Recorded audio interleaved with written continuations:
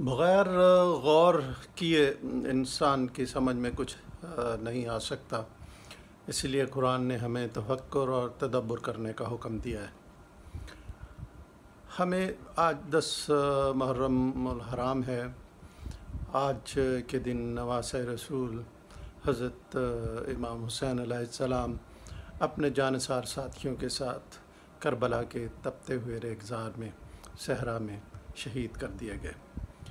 وقت عصر پر یہ جنگ تمام ہوئی۔ سوال یہ اٹھتا ہے اور ذہنوں میں آتا ہے کہ یزید نے حضرت امام حسین علیہ السلام سے بیعت کا تقاضا کیا، جو آپ نے انکار کر دیا، اور اسی کی بنیاد پر یہ معرکہ ہوا۔ تو اب جب کہ حضرت امام حسین علیہ السلام اس دنیا میں نہ رہے، تو پھر بعد کے واقعات کی ضرورت کیوں پیش آئی؟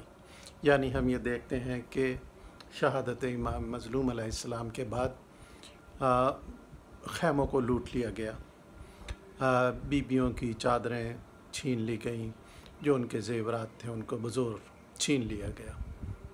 اچھا، جب یہ سب کچھ ہو گیا تو خیموں کو آگ لگانے کی کیا ضرورت تھی؟ خیموں کو آگ لگا دی گئی۔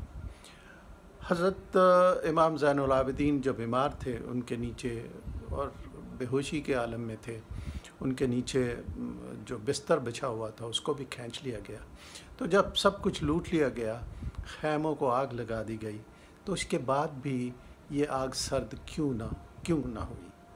کیوں بیویوں کو اور باقی لوگوں کو قیدی بنایا گیا اور اس طرح کے ان کے ہاتھ باندھ دیے گئے، پس گردن باندھ دیے گئے، بچے ساتھ تھے، بیمار عوام کو، امام زین العابدین علیہ السلام کو بیڑیاں اور طوق پہنا کر زنجیروں کے ساتھ قافلے کے آگے رکھا، جو نیزے پر شہیدوں کے سر نیزوں پہ بلند کیے گئے، اور جو قیدی خواتین اور بچے تھے ان کو اونٹوں کے اوپر بٹھایا گیا، ایسے اونٹ جن پر کجاوے بھی نہیں تھے۔ پھر آپ یہ دیکھیے کہ اونٹوں کو چلایا گیا، بچے گر گئے تو ان کو اٹھانے نہیں دیا گیا اور وہ گر کر شہید ہوتے رہے۔ اس راستے پہ اگر آپ دیکھیں تو بہت سی ایسی قبریں بھی ملتی ہیں۔ اچھا، یہ سب کچھ ہو گیا تو پھر اس قافلے کو بازاروں سے کیوں لے کر جایا گیا؟ بازاروں سے لے جانے کا مقصد ہی یہ ہوگا کہ کسی طرح سے ان قیدیوں کی، اہل بیت الزام کی توہین کی جائے، اس کے علاوہ اور تو کوئی مقصد نظر نہیں آتا۔ پھر جب دمشق پہنچ گئے تو شہر کے باہر ٹھہرایا گیا، شہر کو سجایا گیا، بازار کو سجایا گیا، اور پھر اس بازار سے اس اسیروں کے، کربلا کے اسیروں کے قافلے کو لے جایا گیا۔ چراغاں تھا، لوگ خوش ہو رہے تھے، اور پھر لوگوں نے پتھر بھی کیے۔ ان کو یہ بتایا گیا کہ یہ باغی ہیں جن کے سر ہیں اور ان کو لے کر جایا جا رہا ہے۔ یہ سب کچھ ہو گیا تو یزید کے دربار کے باہر کیوں کھڑا کیا گیا؟ اور پھر جب یزید کے دربار میں چلے گئے تو اس نے توہین آمیز رویہ کیوں اختیار کیا؟ ایسے الفاظ کیوں بولے جو توہین کے زمرے بلکہ اس سے بھی بڑھ جاتے ہیں؟ اس نے کیوں امام مظلوم حضرت امام حسین علیہ السلام کے ان نازک ہونٹوں پر چھڑی سے وہ مارتا رہا جس کو حضور پاک نے بوسے دیے؟ یہ سب کچھ ہو گیا تو ایسے قید خانے میں کیوں بند کیا گیا جو تنگ و تاریک اور جس کے اوپر چھت نہیں تھی؟ تاکہ یہ چھت، ایسا قید خانہ کیوں دیا؟ تاکہ موسم کی سختی ان قیدیوں پر پڑتی رہے۔ اب جب ہم یہ ساری چیزیں دیکھتے ہیں تو ہم یہ سوچتے ہیں کہ آخر ایسا کیوں کیا، یہ ظلم کیوں کیا؟ تو اس کا جواب ہمیں یزید پلید ملعون کے ان جملوں سے ملتا ہے جس میں اس نے کہا کہ کاش آج بدر کے مقتول زندہ ہوتے اور وہ دیکھتے کہ ہم نے ان کا بدلہ لے لیا۔